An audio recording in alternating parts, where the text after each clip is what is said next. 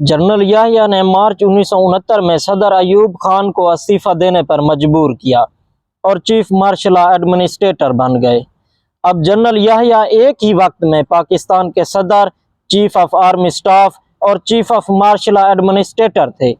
वो चूंकि अयूब के जवाल के असबाब देख चुके थे, इसलिए उन्होंने फौरन सियासतदानों से कोई लड़ाई मोल लेने की बजाय अयूब दौर में सियासी जमातों पर लगी पाबंदी को ख़त्म किया। जनरल याहिया ने अयूब का बनाया मुतनाज़ा आइन भी मनसूख कर दिया। उन्होंने दिसंबर 1970 में सदारती इंतखाबात करवाए। ये पाकिस्तान की तारीख के पहले आम इंतखाबात थे जिनमें एक आदमी एक वोट का असूल इस्तेमाल हुआ। उन्हें पाकिस्तान की तारीख के सबसे शिफाफ इंतखाबात कहा जाता है, लेकिन इन शिफाफ इंतखाबात का नतीजा बहुत खौफनाक बरामद हुआ। इंतखाबात में बंगाल के शेख मुजीबुर रहमान ने मशरकी पाकिस्तान में क्लीन स्वीप किया और 160 नशिस्तें जीत ली, लेकिन इनकी जमात मगरबी पाकिस्तान में एक भी सीट हासिल ना कर सकी।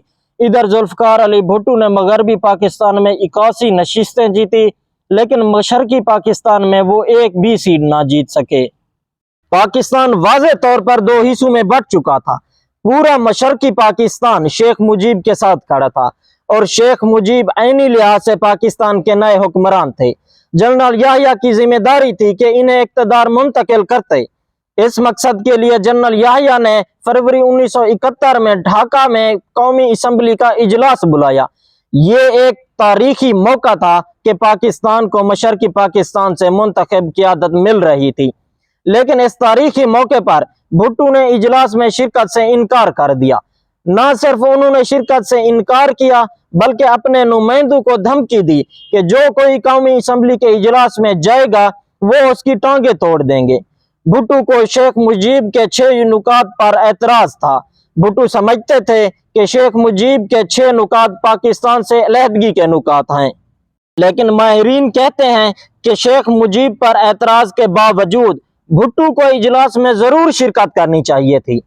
भुट्टो ने जनरल याहिया पर इजलास मुलतवी करने के लिए दबाव डाला।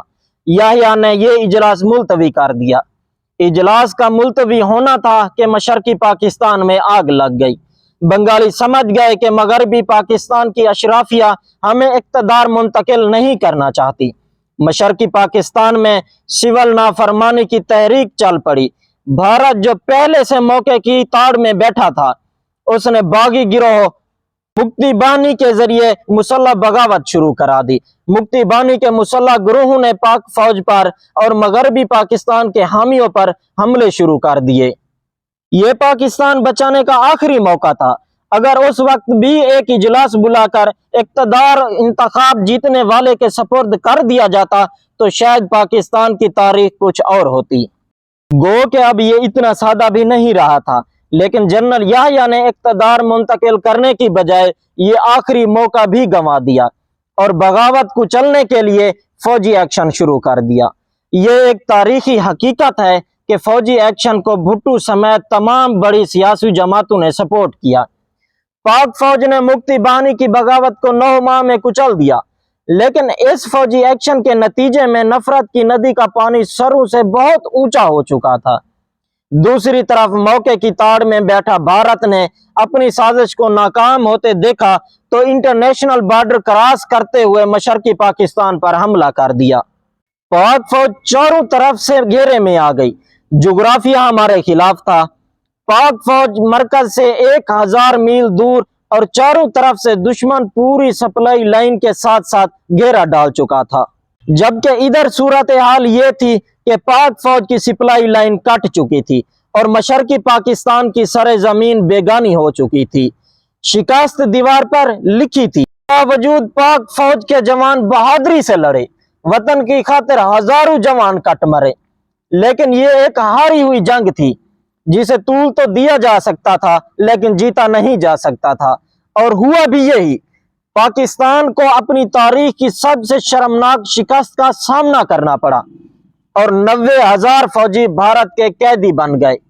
मुल्क टूट चुका था और पाकिस्तान मशरकी और मगरबी की बजाय सिर्फ पाकिस्तान रह गया था। गो के मुल्क तोड़ने का जिम्मेदार कोई एक फर्द नहीं, اس کے پیچھے سینکڑوں عوامل ہو سکتے ہیں۔ اگر یہ دیکھا جائے کہ آخری وقت میں وہ کون سا شخص تھا جو پاکستان کو بچا سکتا تھا لیکن اس نے نہیں بچایا، تو اس کا نام ہے جنرل یحییٰ۔ جنرل یحییٰ اس لیے کہ ان کو بطور صدر اور کمانڈر ان چیف یہ ذمہ داری تھی کہ اقتدار سب سے زیادہ ووٹ لینے والے کو ایمانداری سے منتقل کر دیتے، لیکن انہوں نے ایسا نہیں کیا۔ لیکن اس کا یہ مطلب ہرگز نہیں کہ پاکستان توڑنے کے تنہا ذمہ دار جنرل یحییٰ ہیں، کیونکہ وقت کرتا ہے پرورش برسوں، حادثہ ایک دم نہیں ہوتا۔ سانحہ مشرقی پاکستان کے ساتھ ہی جنرل یحییٰ کے اقتدار کا سورج بھی غروب ہو گیا۔ جنرل یحییٰ نے ذوالفقار علی بھٹو کو ایک کاغذ کی تحریر کے ذریعے اقتدار منتقل کر دیا۔ Bhutto chief of martial law administrator اور دستور ساز اسمبلی کے سربراہ بن گئے۔ انہوں نے اقتدار سنبھالا اور جنرل یحییٰ کو نظر بند کر دیا۔ باقی زندگی بھی جنرل یحییٰ نے زیادہ تر نظر بند ہی میں گزاری۔ بھٹو کی پھانسی کے 1 سال بعد سقوط ڈھاکہ کا یہ اہم ترین کردار بھی انتقال کر گیا۔ ادھر پاکستان سے الگ ہونے والا بنگلہ دیش میں ایک کے بعد ایک فوجی بغاوت جنم لیتی رہی، یہاں تک کہ علیحدگی کے صرف 4 سال بعد ڈھاکہ میں شیخ مجیب کو نوجوان فوجی افسروں نے گھر میں ہی گھس کر قتل کر دیا۔ کیوں صرف 10 سال کے اندر اندر سقوط ڈھاکہ کے تینوں اہم کردار بھٹو، شیخ مجیب اور جنرل یحییٰ موت کی وادی میں جا سوئے۔ پاکستان میں سانحہ کی وجوہات کے لیے ایک کمیشن بنایا گیا۔ اس کمیشن کے سربراہ بنگال سے تعلق رکھنے والے چیف جسٹس حمود الرحمان تھے۔ اس کمیشن نے سقوط ڈھاکہ پر ایک تفصیلی رپورٹ تیار کی۔ اس رپورٹ میں ذمہ داروں کا تعین بھی کیا گیا اور سقوط ڈھاکہ کے عوامل بھی لکھے گئے۔ یہ رپورٹ بھٹو کے دور میں مکمل ہو گئی تھی۔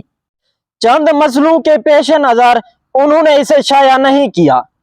وہ دن اور آج کا دن یہ رپورٹ کبھی سامنے نہ آ سکی۔